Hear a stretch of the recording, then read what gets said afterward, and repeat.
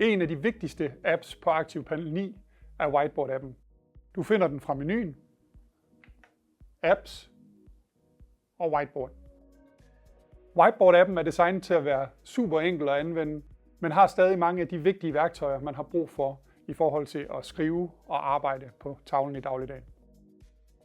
Udover skriveredskaber som f.eks. pen, overstregningstusch, en farvepalet, muligheden for at skifte mellem forskellige farver, så finder man altså også ting som lineal og vinkelmåler, muligheden for at arbejde med gitre, splitte skærmen, hvis man skal have flere elever heroppe osv.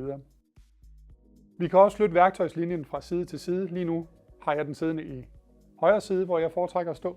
Men vi kan trykke på prikkerne og vælge placering af værktøjslinje og flytte den til den anden side, hvis det giver mere mening.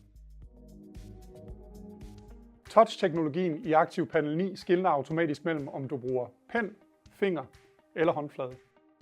Det betyder, at hvis jeg vil skrive på tavlen, behøver jeg bare at tage pennen og skrive. Hvis jeg vil flytte objekter rundt, bruger jeg mine fingre. Og jeg kan bruge 2 fingre, hvis jeg vil ændre størrelse eller rotere objekter. Og ved at viske ud, kan jeg bruge håndfladen.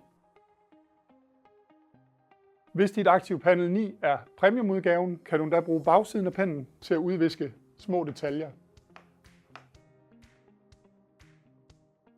Whiteboard-området er uendeligt stort, så du løber aldrig tør for plads. Hvis du vil navigere til et nyt område, tager du bare fat med en finger uden for nogle af de objekter, der er skrevet, og flytter rundt. Og vi kan også zoome ind eller ud og bevæge os rundt. I hjørnet af canvaset kan du se en miniature, der viser, hvor i det samlede whiteboard-areal vi befinder os. Specielt i de små klasser kan der være en pædagogisk værdi i at kunne skrive med fingeren i stedet for pennen på tavlen. Det gør vi ved bare at vælge penneværktøjet, og nu kan vi bruge fingeren til at skrive med, og det er selvfølgelig multitouch, så vi kan have flere elever og flere fingre i gang samtidig. Du kan let ændre baggrundsfarven eller tilføje gitre til whiteboard-canvaset. Vi vælger knappen gitter, og kan så bruge farvepaletten nederst til at skifte baggrundsfarven, f.eks. til sort. Hvis vi vil tilføje et gitter, vælger vi den samme knap, og vælger et af de forudindstillede gitre i toppen. F.eks. vandrette linjer, som vi kan forstørre eller formindske efter behov, kvadratnet, nodepapir, skrivehus eller en række andre gitre. Hvis vi vil fjerne gitteret igen, vælger vi den tomme mulighed øverst til venstre. Hvis jeg vil gemme mit arbejde på whiteboardet, kan jeg gøre det hurtigt og enkelt.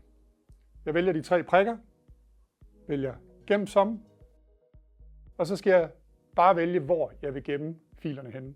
Det kan være lokalt på selve skærmens harddisk, eller hvis jeg er logget ind med min Promethean-konto, kan jeg gemme direkte på min skybaserede drev, altså Google Drive eller Microsoft OneDrive. Hvis jeg ønsker at gemme i et format, som eleverne også kan se på deres egne enheder, kan jeg i stedet for vælge eksportere til PDF.